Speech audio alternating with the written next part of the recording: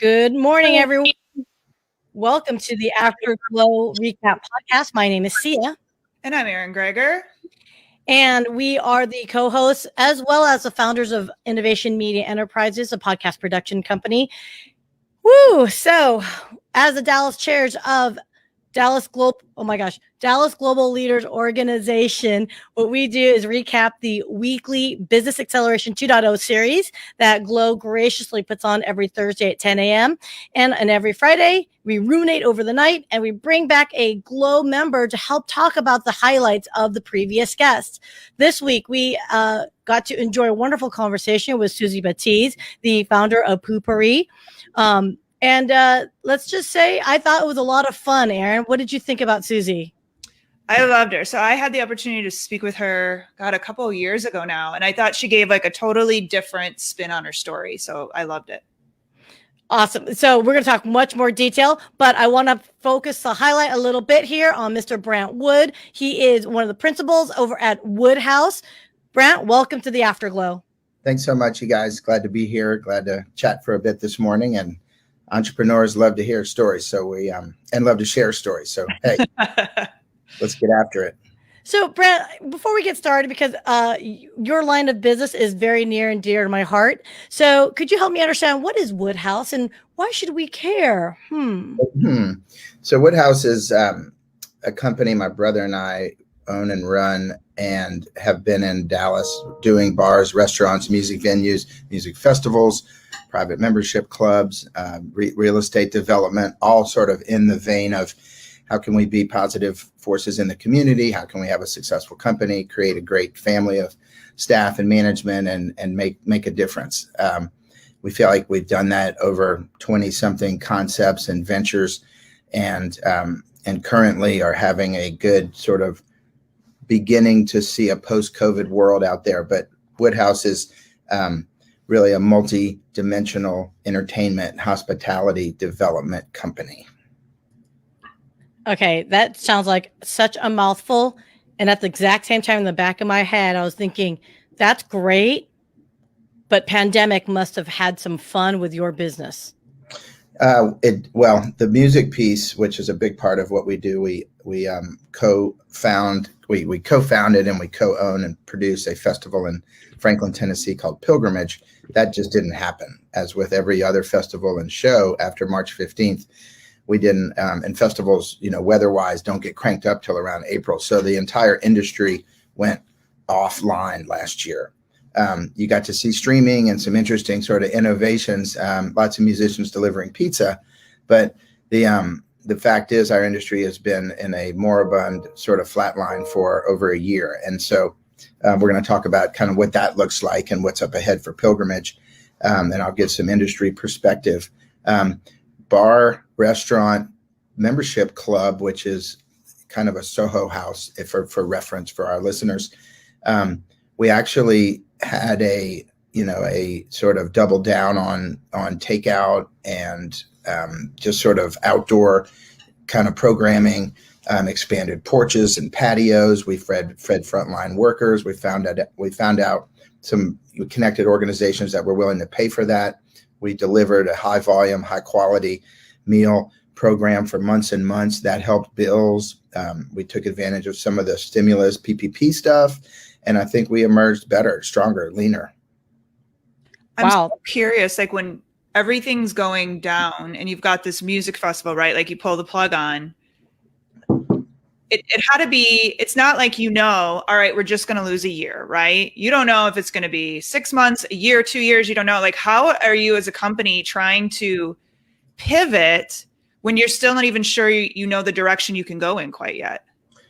It's interesting. It's a great question. It's like if we were day-to-day brick and mortar, or even a, open and closed kind of cyclical or day-to-day business, that would have been a more challenging question, because what the heck do you do? So many industries just went boom, a wall. How do we get over it, around it? Do we tunnel under it? What do we do with this big obstacle? In the festival space, you're on you're producing it, you execute it, and then you go kind of in a sleeper hold. You know, you do some publicity, you wrap it up, but most of your staff, with the exception of a small number, even your biggest festivals have a micro office for 6 months a year. They buy talent, you keep the lights on, you do publicity, social media, but the 95% of your payroll and staff are journeymen in the business. They're going to other festivals and events. They have other lines of work for off-season stuff. So we're used to kind of turning the lights down, not used to turning them off. But the festival business was kind of, I mean, it doesn't mean it wasn't devastating financially. We had bands, our lineup was booked. So were most festivals. We had, a lot of money out. You pay, the overhead before you put tickets on sale and cut that annual cash flow is real. We had to generate, we had to raise some money and just kind of do a lot of things that allowed us to go healthy into what we all anticipated was a 2021 restart. But the anxiety of that not happening was real until very recently.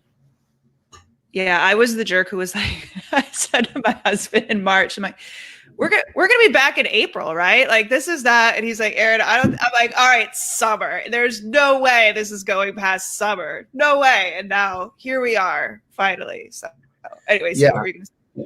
We officially canceled pilgrimage in a public facing notice in May, but we basically hit the brakes on kind of publicity and said, hey, we're watching the health climate closely. That started in late March, early April. So we went into sort of this sort of wait and see, little bit of communication. This is on, hey, everybody, this is normally when we announce our festival and put tickets up, but we're going to wait for a real, change in this challenging situation. Focus on your families, stay well. Pilgrimage is here. We're going to bring back the healing power of music when it's safe and appropriate to do so. And then finally we were like, no way. Yeah. I mean, it's talk about everything going to like a halt. I mean, I understand that you said that you're used to the kind of the ebbs and flows of that business, right? Because it's not always a Vegas production where it's going to be, 6 month, stint, if you will. Yeah. That reminded me what Suzy was talking about too. Even with the poopery, I mean, brand itself, everyone has to go potty, right? But even they got hit with the COVID, if you will, the pandemic. Not pooping? No, I'm just kidding. That's why I thought it was funny. I'm like, wait a minute, we're still pooping. I don't get it. There's a little bit more to but keep going. Sorry. But what I thought was fascinating though. But I thought it was fascinating though. She said, she woke up one morning and they're like, we just took a $4 million hit, right? I guess retail, like public restrooms and toilet products and bathroom products, probably just for sheer lack of traffic outside of your home. If that was 20%, 30% of their business, it's over. Nobody's going to go buy anything, right. Toilet, waiting room, whatever, light bulbs, right. Everything just went. Yeah, no, absolutely. I didn't even totally think. I don't know why I didn't even think about the retail space, but absolutely, because poopery is out in the retail space as well. But yeah. What I thought was really fascinating with her though is she said, well, yeah, we took a $4 million hit, bottom line, like straight up just gone. And she sat back with her crew and her leadership team, and they looked at each other, and one person goes, you know what? I can't find hand sanitizer for the life of me. So they pivoted. And like many businesses actually did, even like vodka distilleries pivoted to create hand sanitizer. But I love the fact that she said, yeah, we investigated what it would entail to spin up a hand sanitizer, business, if you will. And from conception to actual shipping took 6.5 weeks, which to me is insanity for an established organization of, okay, like again, poop jokes aside, which is my favorite, to go into hand sanitizer.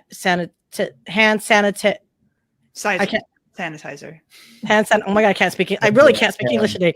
So Brandt, like looking at, Woodhouse and all the, the developments that you've done. And I just realized, and I don't know why I didn't realize it from the get-go, the Cowboys Club, like I used to be a member until the pandemic.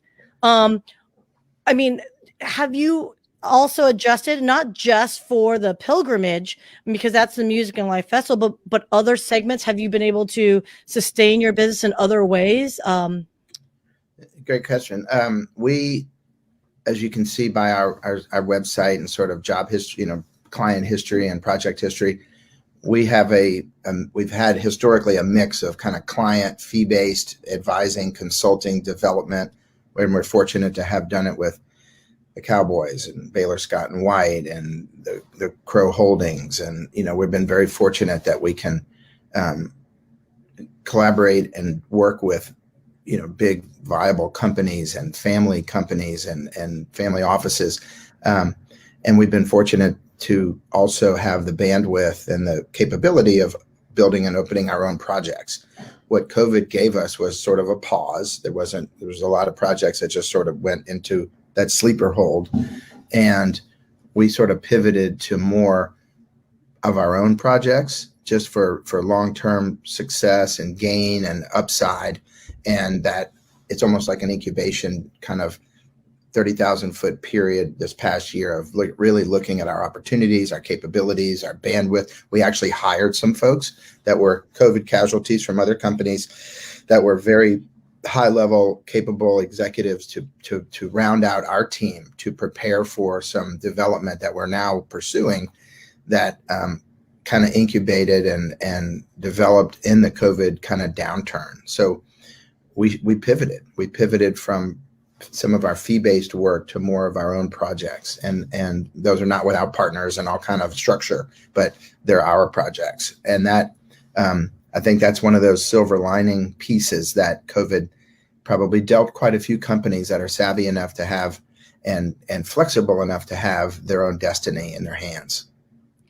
So I'm curious, as we talk about pivoting, how has it changed now that you're on the other side of it and, working on festivals, working on everything?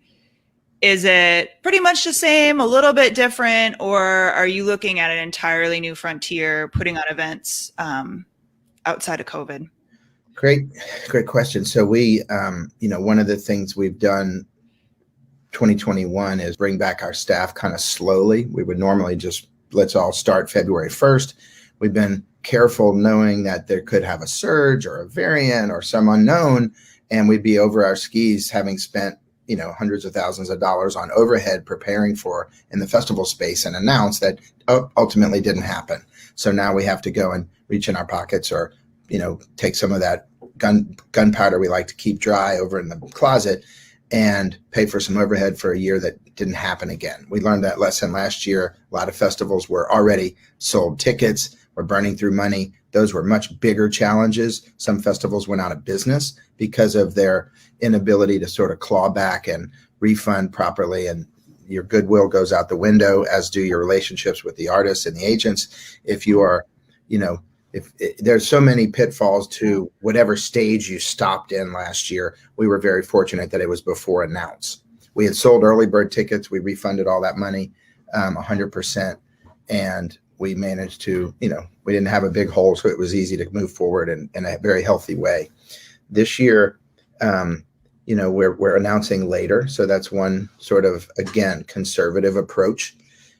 We've hired up now because we're announcing our announce, just for the listeners, is imminent. We'll be announcing when our announce is very soon. And it's, sort of a little cloak and dagger because you want it to kind of be a bit of a reveal. But we've been teasing on our socials. If anybody wants to go to Pilgrimage on Instagram or Facebook or our website, there's an increasing amount of information coming now and recently and going forward about our announce date, our lineup, general on sales, blind pre-sales, and there's a lot of fun structure to how you launch a festival. We also are, being conservative in our spend more than ever.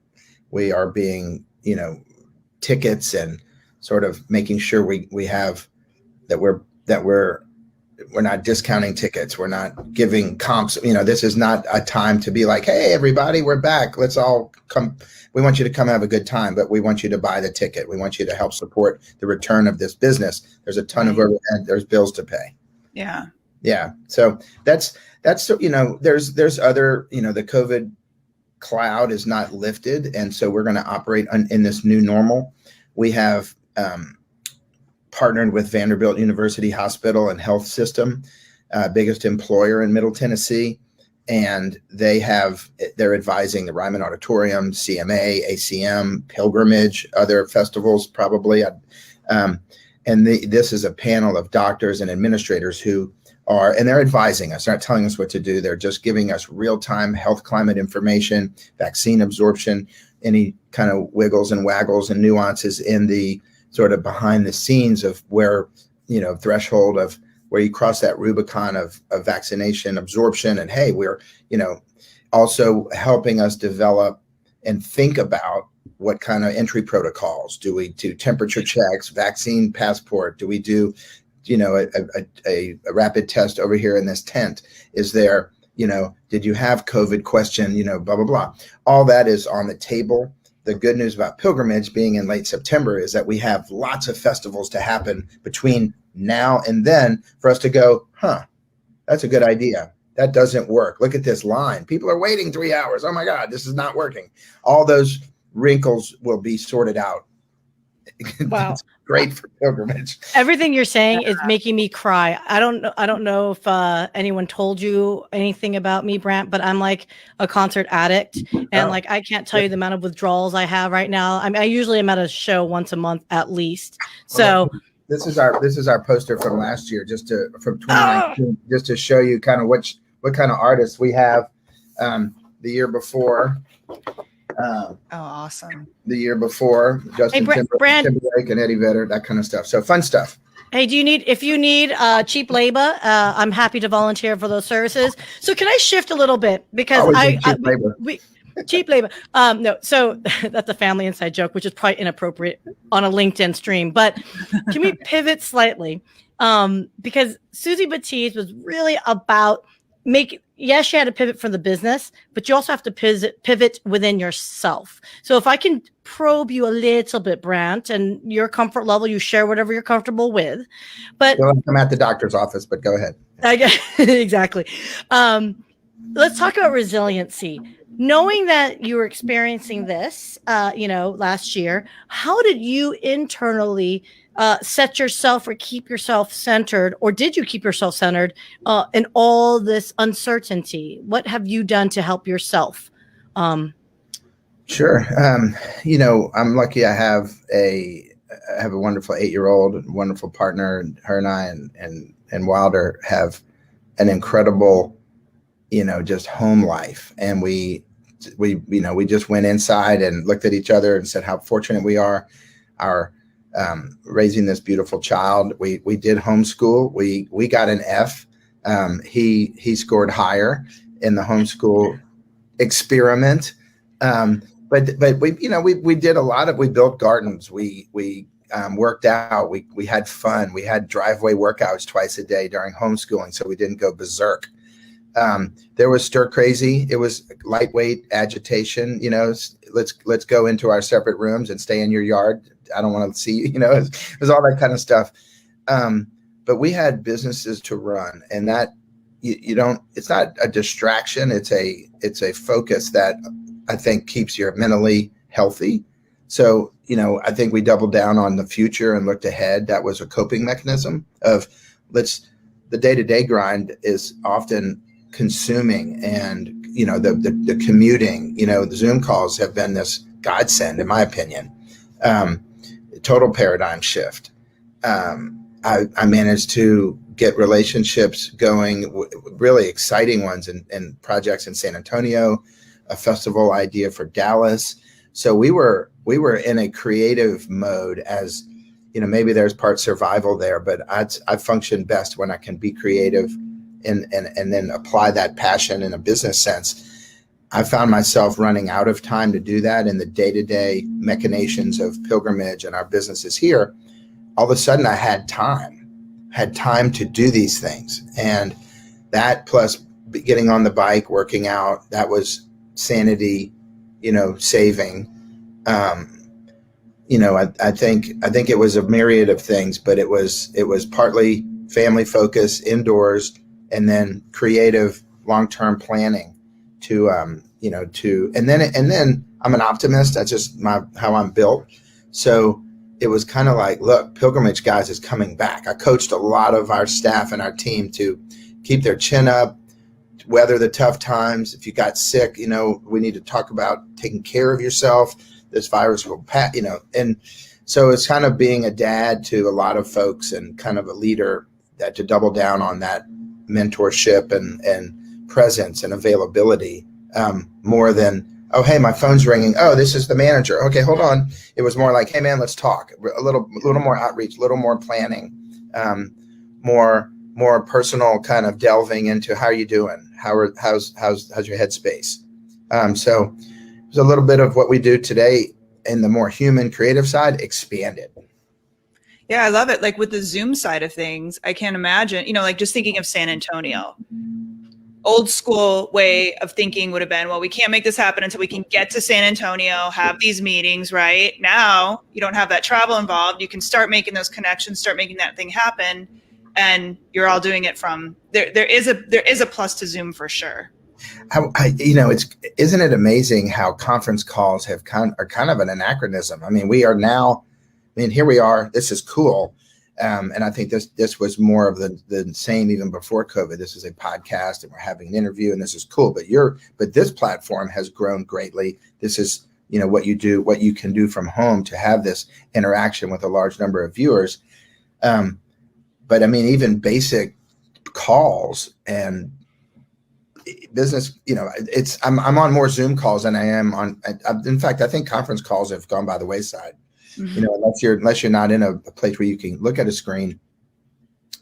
What's a conference call? I mean, it's kind of like, this is so rich. Right. You're getting the reactions and the inflection and the reading of the person. It's and yet it's saves money. It's healthy. It's all those good things. You know what I want next? I want holograms. I want my hologram conference calls. I want it 3D, and I want to be able to walk around you and be like, "Hey, nice yoga pants there you're wearing there, buddy." Next year. That's next year. Actually, it's funny. There's some people in the GLO membership who are in technology. That, by the way, Brandt, I'm going to hit you up. There's so many people I would love to introduce you to because I do think, sure. as I think entertainment. And let me ask you this: since I've got you. I have a assumption that I'd like to share, and you tell me if I'm full of crap or not. I'm full of poopery or not. Okay, I think the festival experience, the concert experience, especially festivals particularly, because we went through this pandemic, because we've had more experiences virtually. Do you agree with me or disagree that the festival experience, though it's in person and live, will have some component of virtual? I'm not thinking of just pure AR, VR, XR, but something virtual to enhance that experience? Or do you think we're just so hungry for concerts that we're just going to show up to a concert and just go back to the old school ways, if you will? I think you're going to see some in-person, rush to the pent-up demand market, producers, promoters, bands, all coming together to enjoy and produce a festival experience. That is going to happen. It's already happening. There's Bonnaroo, Outside Lands, Life is Beautiful, all have sold out. Those are big festivals. Wow. They sold out in weeks. That doesn't happen typically. That bodes great for Pilgrimage and lots of other festivals that are going to be coming up soon. So the in-person experience is coming, and how that vaccine and and the health climate improves will measure kind of what protocols and disruptive sort of new things. I don't see social distancing and masks, like as a mandate working at a festival. That's why it took so long for us to come back. You can't partially sell a venue or a field. It's all or nothing for the most part. Now, that said, streaming has become a major thing. It's like the Zoom call, streaming, and artists and viewers and dollars have found them, have found themselves in the demand and the content and the transactions and the bill paying that's sustained a lot of our industry. So how does that translate into festivals? I think you're going to see a more robust streaming component for those in Australia that want to watch the Bonnaroo set and are not about to be able to go to Manchester, Tennessee for a week, but could pay $50 or $100 to watch the concert. That's amazing. Yeah. And so while that's always been a Sirius XM has had your Bonnaroos and your ACLs and your Coachellas, because those are big, big, badass festivals with a lot of content, and they can do interviews. And if half the bands don't want to do it for their own, don't want to trade those rights for that broadcast and whatnot, there's still plenty of content to make those robust weekends or 2 weekends of broadcast. With a smaller boutique festival like Pilgrimage, if we wanted to go into the streaming piece, it would be kind of like the blackout to your favorite sports team. The venue is sold out. We are now, what demand is still there. We're going to have a streaming partner. It's YouTube. It's, insert, Mark Cuban's got a streaming, what is it? Axis or something. Yep. Axis TV. Yeah. So there's lots of platforms, and I think the content being so sought after will develop that lane in a way that it hasn't been before. And why wouldn't we? The challenge is you don't put offers out there, and nor would they be accepted if you had, and we want to share, X% of streaming. It's going to be, show me the deal you have with the streaming company, and then we will carve out our deal. And the headliner has lots of leverage. The smaller bands will be like, oh my God, I would love to be on it. And hey, you can, we'll make you a hell of a deal. But that's like another lane, another model, another conversation, another business transaction from a place of already sort of ticket success in the festival's campaign toward production. Wow. Sorry. Well, do you guys have a virtual component too? Will you have, or can we're in conversations with partners. We're super lucky. You guys were 15 miles south of Nashville. We are Nashville's festival. And we are a multi-genre festival in the vein of Bottle Rock or Newport Folk or New Orleans Jazz Festival. It's this smorgasbord of great talent, very high-end, bespoke kind of atmosphere, food, beverage, Cabernet, oyster sandwich, beautiful craft beer. It is, we decorate it with lots of landscaping. It is incredible. Again, go to our website and check out a lot of the photographs. Our VIP village is second to none. It's practically like white glove. It's amazing. All that said, the industry is in Nashville. So they all come to Pilgrimage en masse. They all sleep in their own beds. We get tons of artists there to have a good time and drink some beer and watch people on stage. And maybe they played Pilgrimage last year, or 2 years ago, or 3 years ago. So we're very fortunate that Pilgrimage is like the hometown festival of the white hot city of Nashville. Very, our timing was good in 2014 when we asked for the keys to this castle, and they made us work for it. It took a year for them to go, okay, here are the keys. That's awesome. So I'm just going to throw this out there. If you want cheap labor, or if you want maybe some, a podcast production company to maybe help promote you guys from within, where Erin and I are extraordinarily giving people of our time. Are you guys here? Are y'all here in Dallas? Yeah, we're here. Well, let's go get a cup of coffee and talk about it. For sure. Absolutely. I'm just. Or a beer. Oh, hey. Well, okay, I'll shout out to the Cowboys Club. You don't go to Cowboys Club necessarily to have just a cup of coffee. I'll say that much. Right. We'll meet at Park House one day. Exactly. But okay, so I'm so excited for you, Brandt. And unfortunately, I want to make sure we're respectful of everyone's time. If anyone wants to get a hold of you specifically, because I think with you launching events again, there's so many people that would just love to participate in some capacity. So if they want to get a hold of Woodhouse or yourself, how can they get in touch with you? Email me at Brandt, BRANDT @pilgrimagefestival.com.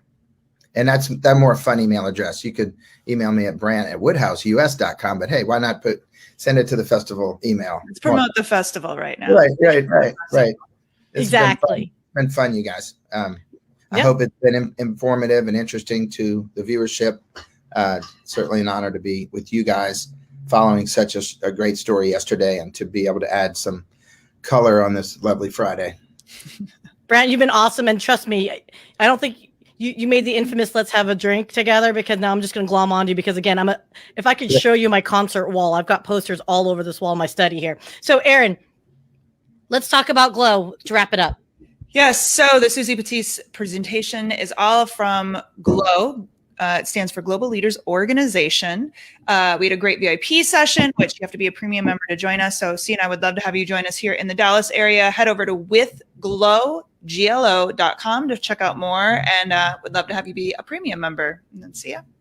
Excellent. And we are, as Dallas has opened up, and selfishly Dallas and other cities, there is a combination of virtual and in person. So just stay tuned for that. And speaking of virtual, there is the weekly speaker series, the Business Acceleration 2.0, next Thursday on April 29th at 10 a.m. Central Standard Time. We will be welcoming Mr. Greg Graves. And his discussion is as a former CEO and chairman of Burns and McDonnell Engineering Construction Company, is going to talk about creating amazing. So what the heck does that mean? Go to withglo.com, withglo.com to learn more. Sign up. You can watch for free on Facebook and on YouTube. Or if you want to see it and get access to the VIP room, go to withglo.com, become a member, and that way you can get access to the VIP session that we have privately. On that note, everyone, anyone have any last thoughts? I know. Thank you, Brandt. Have a great day. Brandt, thank you so much for your time. And that wraps it up for another episode of the Afterglow Live Recap Podcast. Everyone, please have a safe weekend and week, and we will see you next week. Awesome. Bye, you guys. Bye-bye, guys.